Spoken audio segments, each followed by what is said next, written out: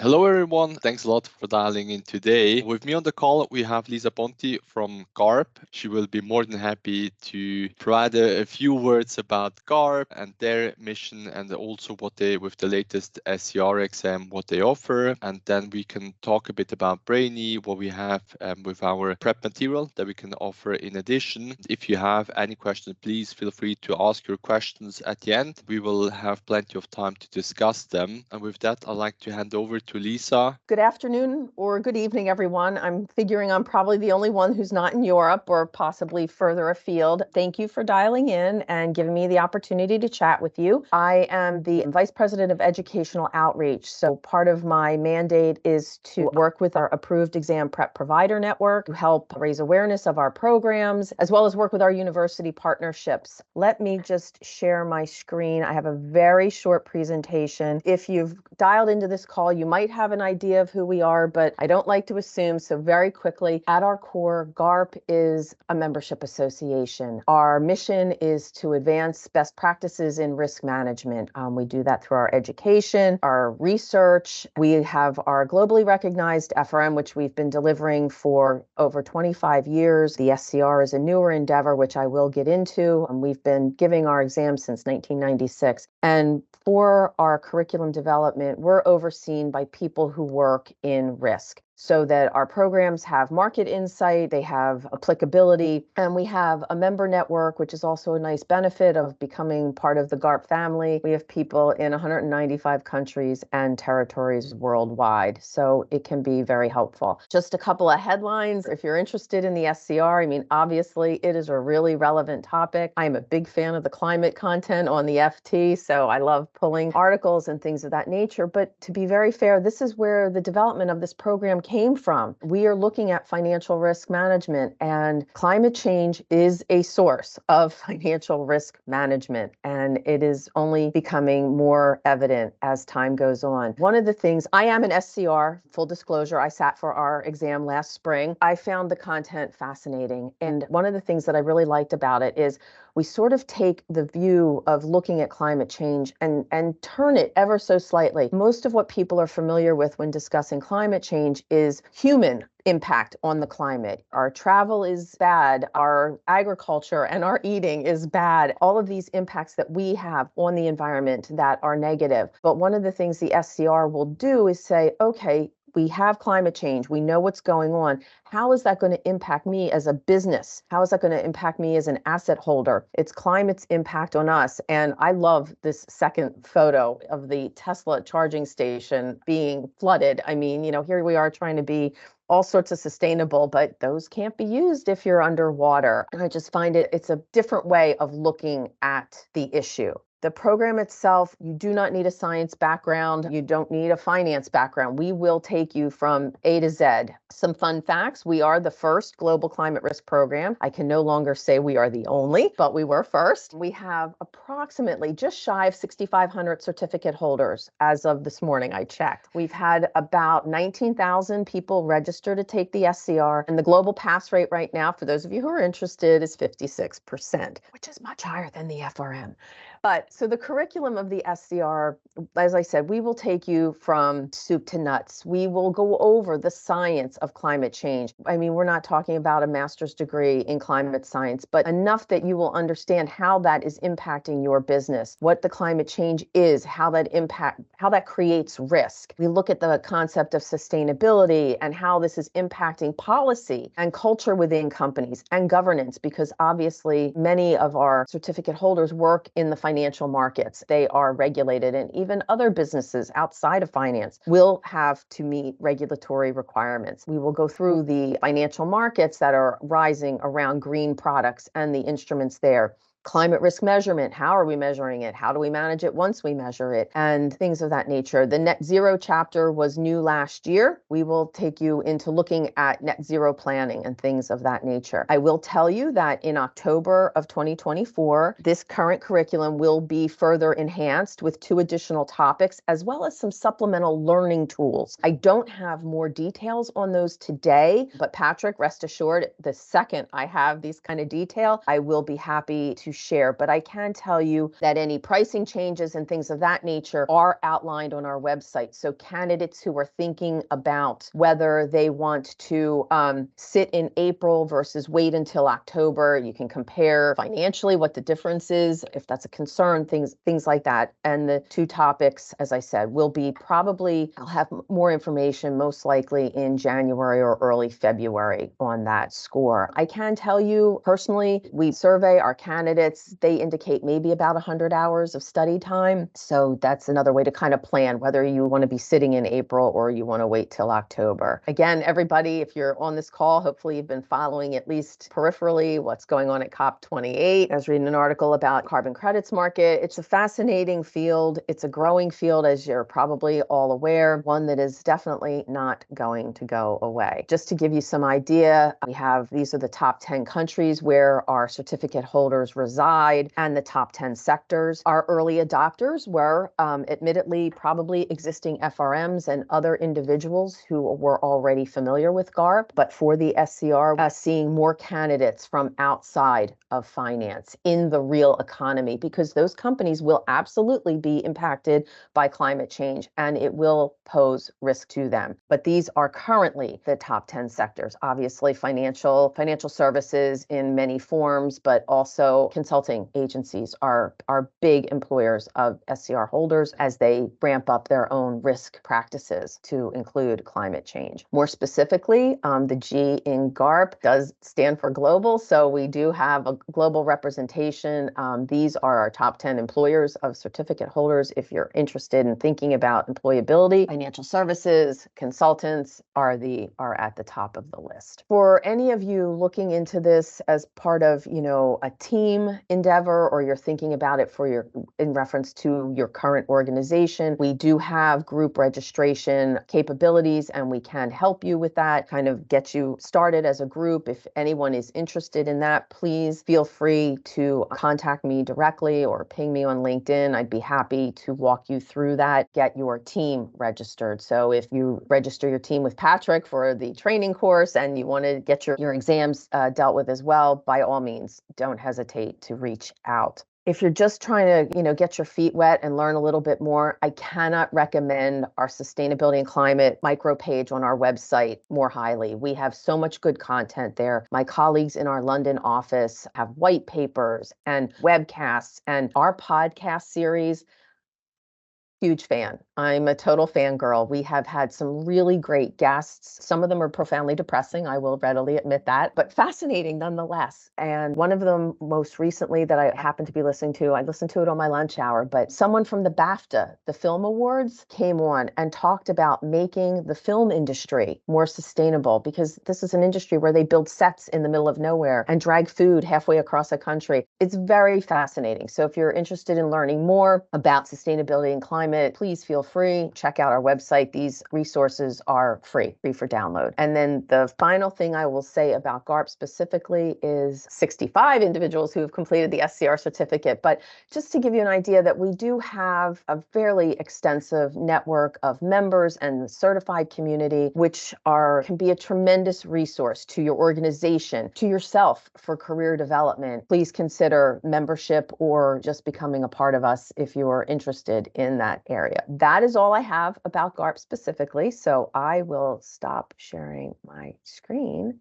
hand it back to Patrick. And for clarification, if it wasn't clear on the LinkedIn post or anything, Patrick and his organization have been approved by GARP as an exam prep provider. So there may be people out there that are not, and they're welcome to exist, but I can tell you that their product has been vetted and they are an approved EPP provider. Thanks a lot, Lisa, for the praise. Much appreciated. Yeah, I think with that, before we hand over to the questions, I saw that there was a question from Radha that we can have a bit what we do at Brainie and how we can help you pass the exam, what additional material we offer to the GARP material. So I also have a quick presentation. Both of us, Lisa and myself, were quick today, so to make the most use of your time. So yeah, about Brainie. Basically, our background, and I think that's very important, is we have an industry background. So Luca and myself, who have started Brainie, we work in the finance industry. So me personally, I have worked on the asset management side, working as a fund manager, and as such, I was tasked of integrating ESG into our investment framework, and that's basically how I first got into ESG or sustainability.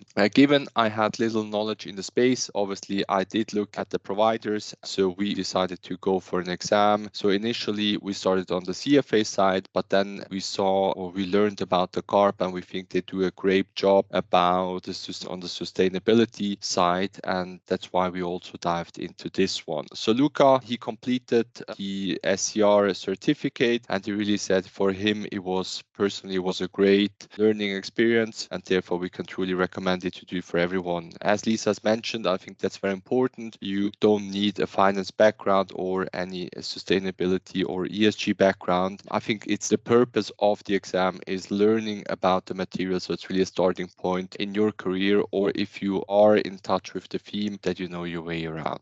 So as Lisa said, we are a GARP approved exam prep provider. We have started our program for the GARP SCR. It was September last year, even earlier. So we helped them to get through the first exams, and now we are in the process of our version 2 for the upcoming exams, which will follow in April. So we offer maybe a short agenda. Today we want to focus on the prep and on the exam, because we have already talked about the certificate, and then I think afterwards we can have a few minutes about where you can ask your questions and have an open mic. So regarding the prep strategies, I think that's something we get asked very often. So I wanted to put the emphasis on the prep strategies. As Lisa said, I think it takes roughly 100 hours to prepare. Maybe if you don't have an industry background, maybe account for 10% more, but I think max 130 hours should do it. So in general, we recommend allow 2 to 6 months for preparation. It's very important to commit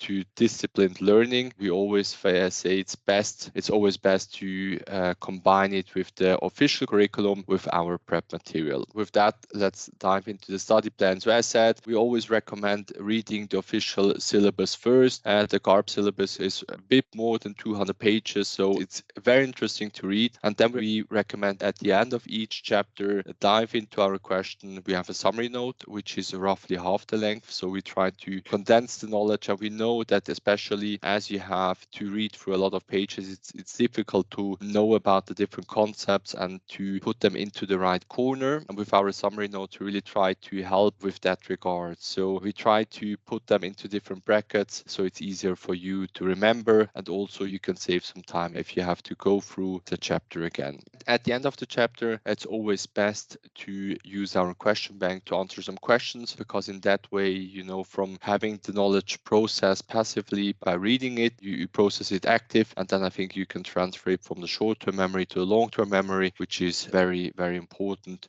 for the exam preparation. Then after you have completed the curriculum, so you have for every chapter, it's the same thing, read through the chapter, then use our summary notes to highlight the key concepts, then go through the questions and answer them, spot where you have some knowledge gaps, maybe highlight them again. We always, on purpose, we leave some space in our summary notes that you can add your notes, so you really have a guide which summarizes all the key concepts. Then after having completed the curriculum, I think it's best just to go through the curriculum randomly. So we have designed our platform in a way, and I will show that afterwards, that you can create customized tests. Then you can go randomly through the curriculum, make sure that you know your way around back and forth through the curriculum, so you are well prepared for the exam. Then 3 to 4 weeks before the exam, we think it's time to use our mocks. So we have created mocks to mimic exam conditions. Basically, the idea here is to get you into exam conditions, because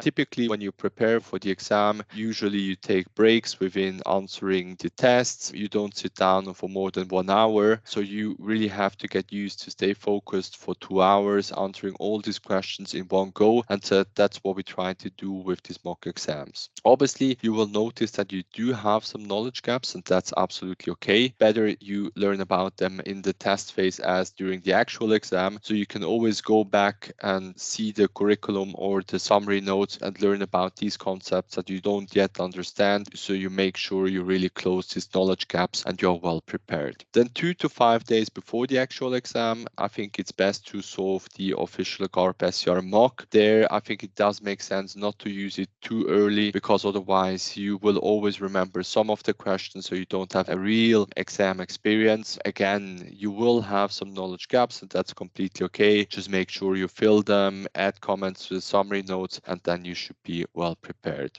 One day before the exam, and maybe Lisa, you have some stories to share, it's really important to familiarize yourself with the exam day.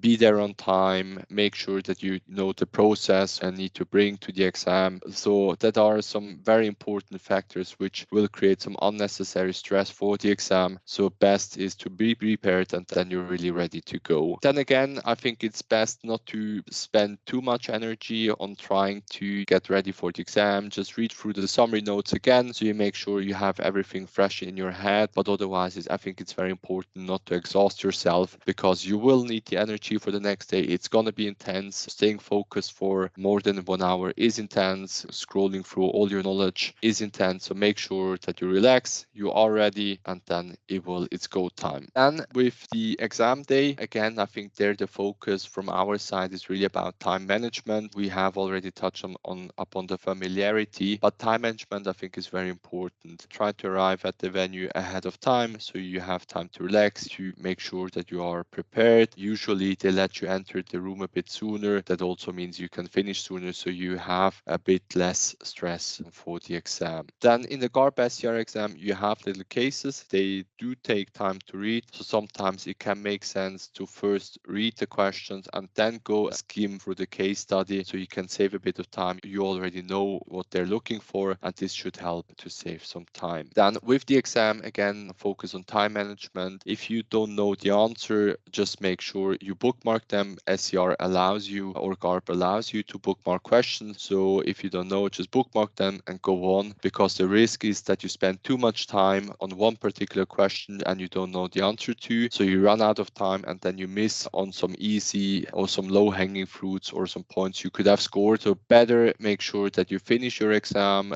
The ones you don't know, just bookmark them, and then once you have finished, you can go through the bookmark questions and try to solve them. Again, I think here, if you don't know the answer, in most cases you can break it down to 2 similar answers, and then it's 1 out of 4. You still have a 25% chance of hitting it correctly with a little bit of luck. As you have answered all the questions, you will be asked to submit your responses. Once you have hit the button, there's no going back. Just be aware of that. I don't believe in going back through the exam and doing all the questions again, because I think it just creates a lot of unnecessary doubts. You have done your best. I mean, you were in the exam, so just don't do that. Just make sure that you have answered all the questions and then just hit the submit button. It will take, Lisa, correct me if I'm wrong, but it will take 4 to 6 weeks until you will receive your results. I think that's an email format, isn't it? That's correct. 6 weeks is the outside. It's gotten a little more efficient as we've gone along. So yeah, that would be right. Okay, very good. Thanks. So it takes a few weeks until you receive your results, but then you will have it. A few things about our prep material. Similar to the webinar we do here today, we share our best practices, how to prepare for the exam. Sometimes for some candidates, it's actually the first exam that they're taking. So we really want to share that it's doable and how to do it. Sometimes we understand the big brands like GARP, if the FRM can be very intimidating, but it's doable. Just believe in yourself and you can do it. The material that we offer is the QBank mock exams and summary notes. So the QBank is really easy. It's a testing platform that will test your knowledge. So you make sure that you know what you have read, and that you have processed the content actively. The mock exams, as said, includes case studies as well and tries to mimic exam conditions. And then the summary notes summarizes all the essentials of the curriculum in 100 pages, so roughly half the length of the official curriculum. But again, it's no replacement of the official curriculum. We always recommend reading the curriculum in full, as otherwise you obviously will miss out on some content. Then a platform, so that we always offer a free trial. So whenever you log into the platform, you can test our platform, you can answer a few questions before you need to make a purchase decision.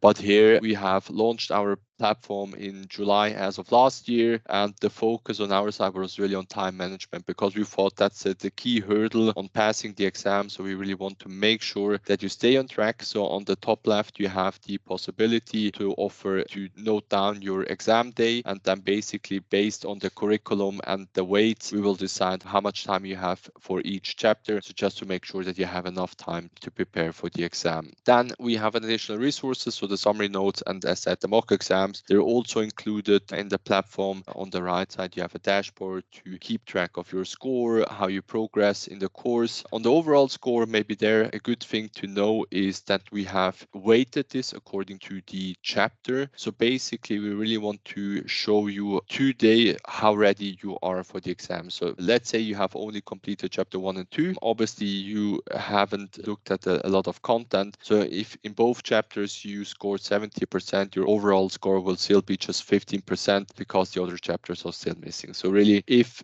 on that day you hit the exam, you know your best guess on what you would score. Then the platform, we have two possibilities. Either you can show the explanation right away, or you can hide them depending on your preferred style of learning. And then at the end of the test, you always have the review answer possibility. So you can go through all the questions again and your answers, and you also see the explanations. So you really know what you answer correctly and what was wrong. So you can note this down or just have a look on the curriculum again to make sure that you know it for the next time. Then on the right side, you see our feature that you can create a custom test. Basically, you always have the opportunity to bookmark questions, and as such, you can create a custom test according to your needs. The packages, we offer 3 packages. For those that are quick to decide, they still benefit from our launch prices, so we will increase them by the end of the year. Initially, we have run promotion. It was our version 1, but now with version 2, we will adjust the prices slightly to have the same prices for all our products. With that, I think that's it on my side with the brief presentation. I think we had a question on the chat. Maybe Lisa, you had a chance to look at it?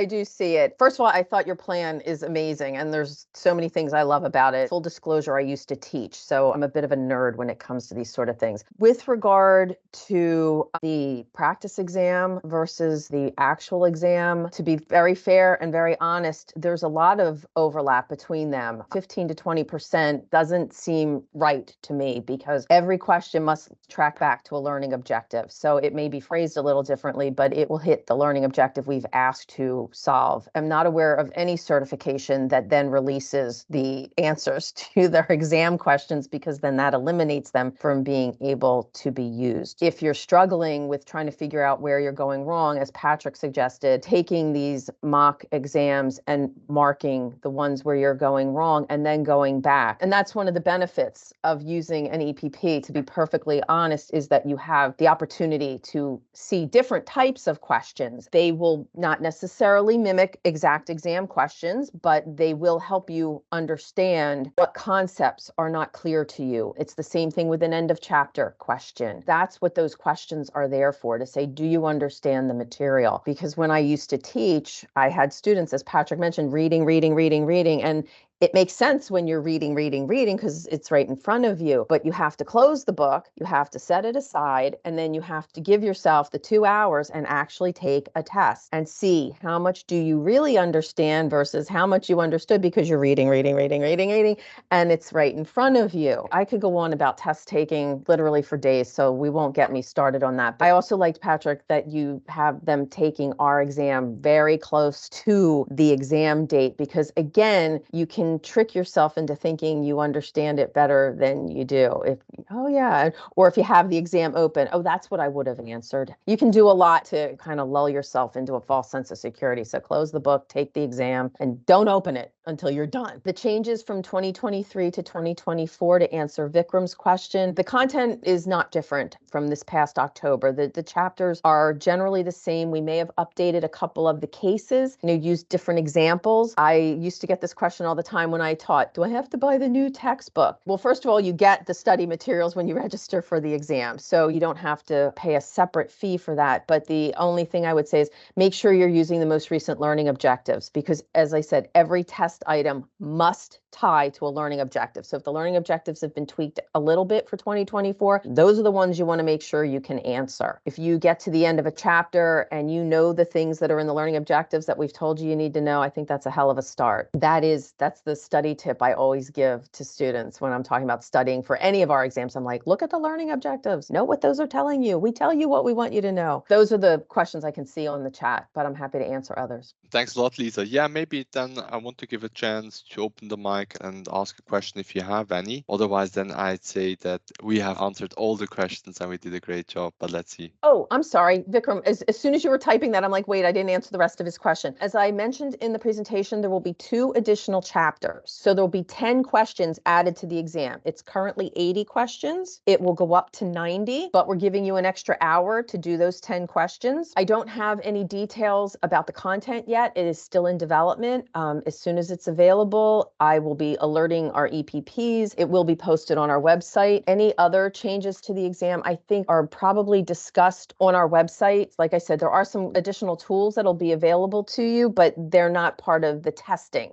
They're supplemental, like climate-related tools. You're very welcome. There was something else you mentioned, Patrick. Oh, same exam day. Again, a great tip, because when we used to have paper and pencil exams, the SCR was never administered that way, but there's always some sort of a stress same day. Be early, get yourself prepped, make sure you have your ID and your ticket and all that stuff, because there's nothing worse than being like, standing there. What do you mean my passport isn't right? And again, if you have any questions on that, our member services team can help you with that. You can always email me, but I usually have to ask them, but happy to help if I can. Excellent. Thank you, Lisa. I think we have answered all the questions. But again, I think from my side, I can say it's really a great you learn a lot, especially if you want to dive into the topic. It's also very interesting, being impacted by the theme as well, which is obviously everyone. I think it's a great learning experience. Also in terms of the curriculum, it's 200 and something pages. So it's not like you have to read through a great deal of pages. So I think it's a great exam. If you're thinking about it, just make sure that you sign up early enough. I think that's a key point, because you have fixed exam dates. So just make sure that you sign up on time so you have enough time to study for the exam, because that's also something we have witnessed quite often, is that some candidates try to sign up sometimes a bit late, and then obviously life comes into your way, that you have a big project or anything else which keeps you busy, and then it's very difficult to make it on time. And then you have the other element, as Lisa said, you're getting quite stressed, and then I think it's getting even more difficult to prepare. So the earlier you start, the better, because then you can be more relaxed. I think with that, thanks a lot for taking the time. As said, Absolutely. we have recorded the webinar, so we will share it. You will have the time to review it. Also, Lisa, thanks a lot for you taking the time. Much appreciated. It's great to have you on the call. It was great. Thanks a lot. Have a good day. Thank you. Bye. Bye.